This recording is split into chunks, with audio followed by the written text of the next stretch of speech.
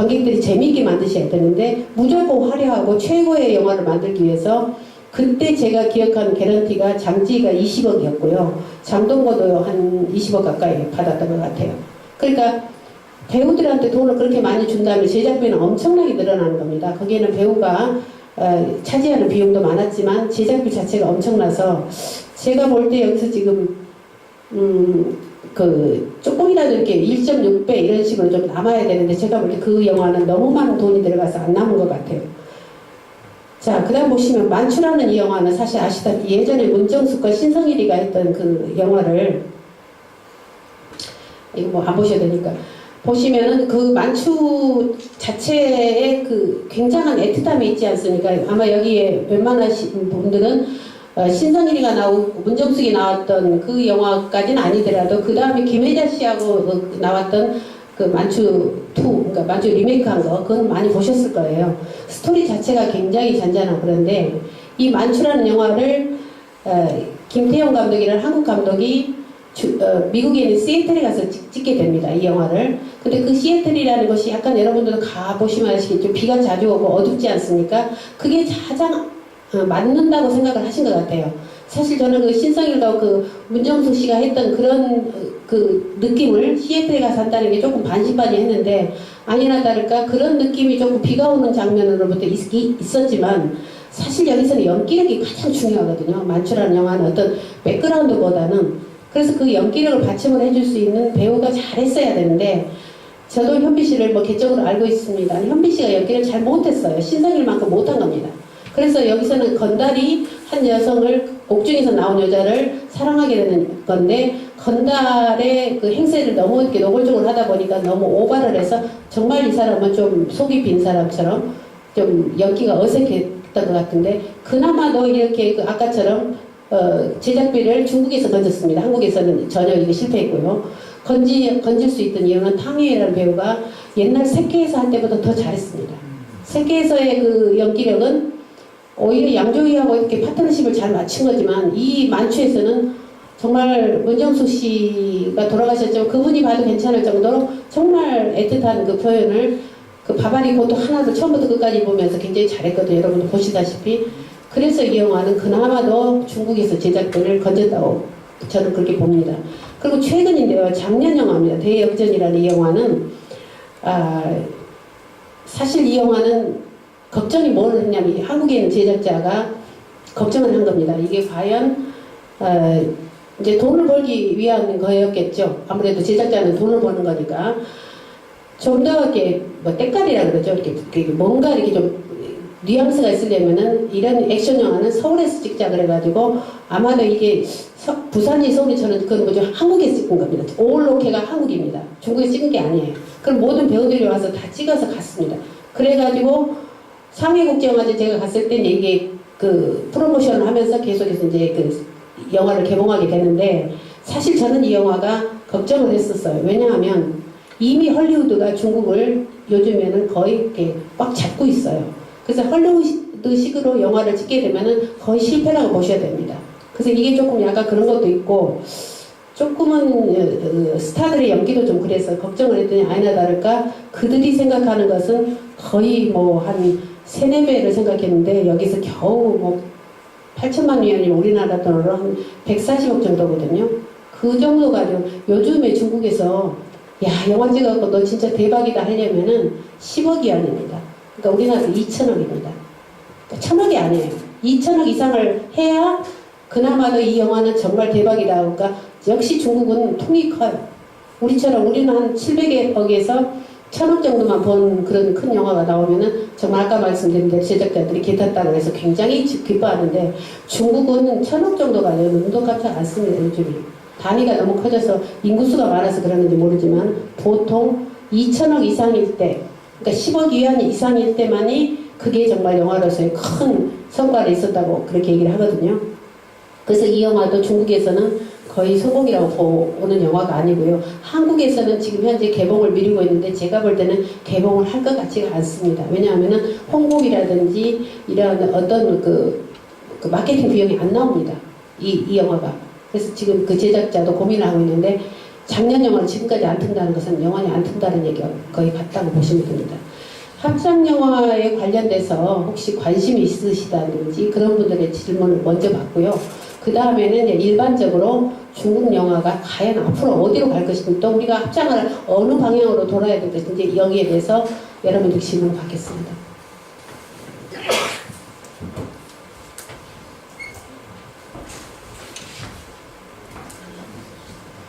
그 질문해도 되나요?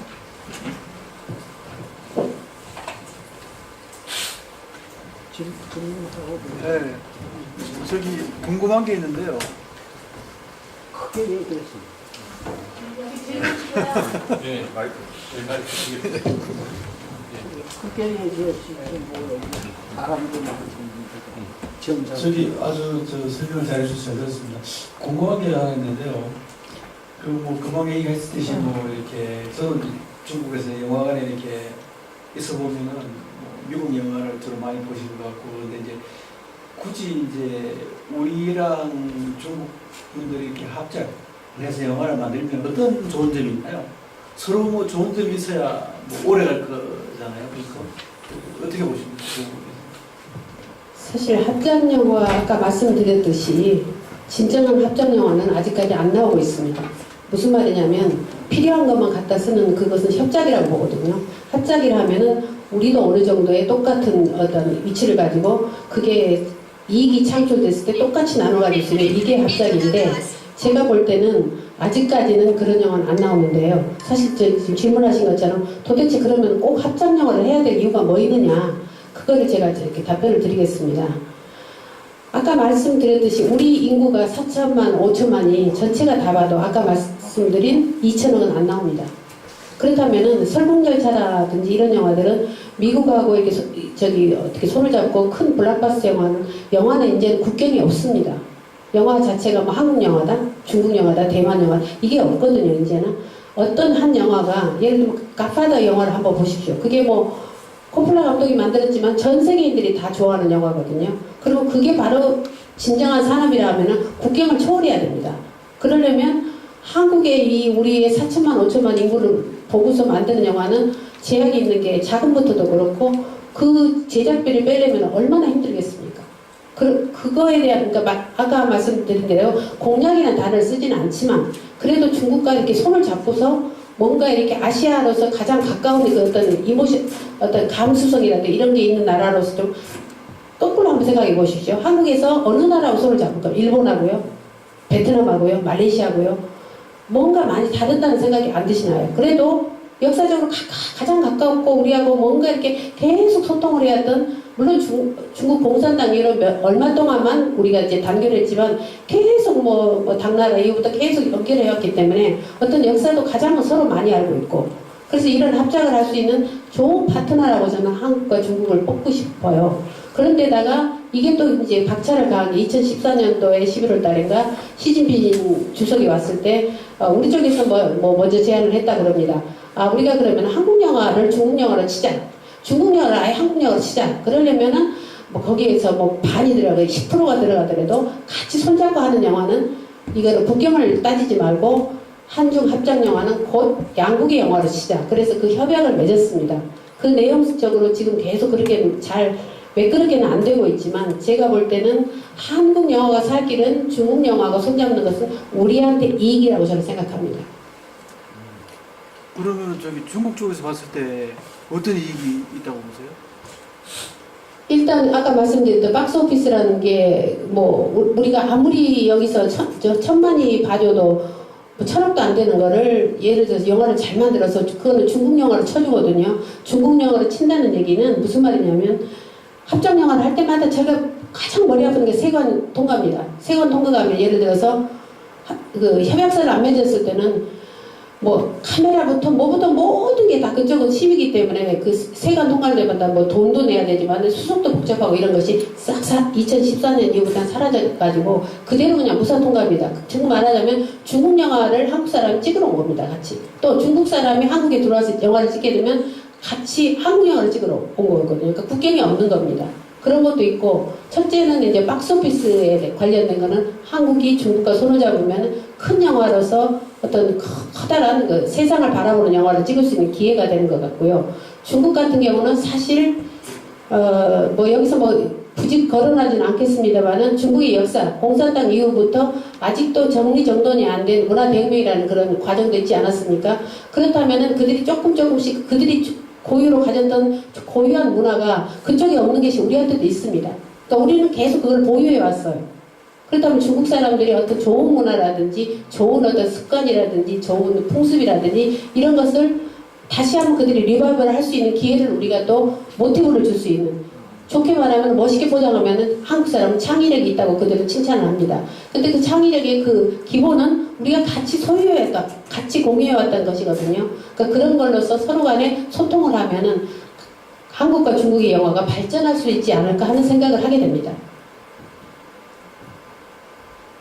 또 뭐 질문 있으신지요? 네. 강의 잘 들었어요. 강의 잘 들었는데요. 진짜 아까 강의 내용 중에서 이제 작년에 상해에 한 달 넘게 생활의 공상을 영화를 봤고 주말에 영화를 많이 보러 갔는데 진짜 반도 못 채우더라고요. 관객수가 굉장히 작았어요. 근데 제가 지금 궁금한 거는 저기 한국 영화의 쿼터제가 뭐 2편 내지 3편이라고 그랬잖아요, 이전에요. 그럼 이렇게 한 주 합작을 하게 되면은 쿼터제에 포함이 되나요, 그게? 그거는 전혀 포함되지 않습니다. 중국 영화로 들어가는 겁니다. 네네. 네. 그리고 쿼터제하고 상관이 없어요. 쿼터제는 따릅니다. 그럼 이제 두 번째 제가 궁금한 건데 일단은 이제 중국 이제 인구가 14억 정도 되잖아요. 그 많은 사람들의 이제 보편적인 수준에 맞는 영화가 그 보통 중국 영화를 가만히 보면은 마지막에 결론은 해피엔딩으로 끝나는 걸 상당히 좋아해요. 예를 들면 이제 드라마 같은 경우도 결말이 해피엔딩이 끝나지 않으면은 뭐 굉장히 전화가 빗발치게 항의가 들어온다 그러더라고요. 그래서 저도 드라마를 쭉 보면서 그런 걸 많이 느꼈는데 이런 이제 한 주 합작을 할 때 사상적인 그런 체계라든가 그런 거를 어떻게 극복할 것인지 저기 그 영화라는 거는 보편적인 영화 관객을 위주로 하는 거잖아요. 근데 사상적으로 아직까지도 중국의 체제에서 벗어난 그런 사상을 갖고 있는 사람들하고 이런 한국 사람들하고 그런 사이에서 어떻게 극복할 것인지 그게 굉장히 궁금합니다. 지금 질문 주신 거는 굉장히 중요한 질문을 하신 겁니다.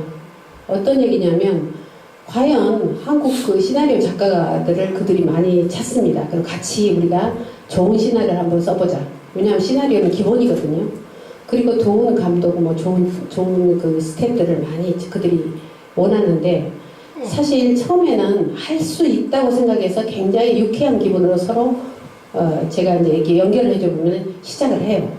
근데 중간에 가다 보면은 한 영화를 아직 찍기도 전부터 삐끗삐끗 소리가 납니다. 정말 중국과 한국이 문화 차이가 또 발생하게 됩니다. 실질적으로 하기 전에 머릿속에는 그런 게 없었지만 행동으로 들어가서 같이 합작 영화를 하게 되면은 문화 차이가 현저하게 나오거든요. 예를 들면 요즘에는 많이 변했지만은 예전에 우리 한국은 여기 지금 영화 찍으신 분도 계시겠지만 이틀을 하고 나면 하루 정도 쉬어야 됩니다. 근데 중국은 그런 게 없습니다. 무조건 통으로 15일, 한 달, 2달 그대로 스트레이트로 하루도 쉬지 않고 합니다. 비가 오는 어떤 자연적인 저기가 없이는. 그러면은 한국 감독들은 자기네 시스템이 젖어 있는데 중국에서 그렇게 요청하면은 그것까지 계약서에 쓸 수는 없거든요. 이건 뭐냐, 좀 쉬어야 되지 않냐 이러면서 삐걱거린다든지. 사실 영화 찍을 때 가장 중요한 게 무엇인지 아십니까? 통역입니다. 통역이 정말 영화를 알고서 통역하는 사람하고 그냥 말을 들어서 전달하는 통역하고는 아주 다릅니다.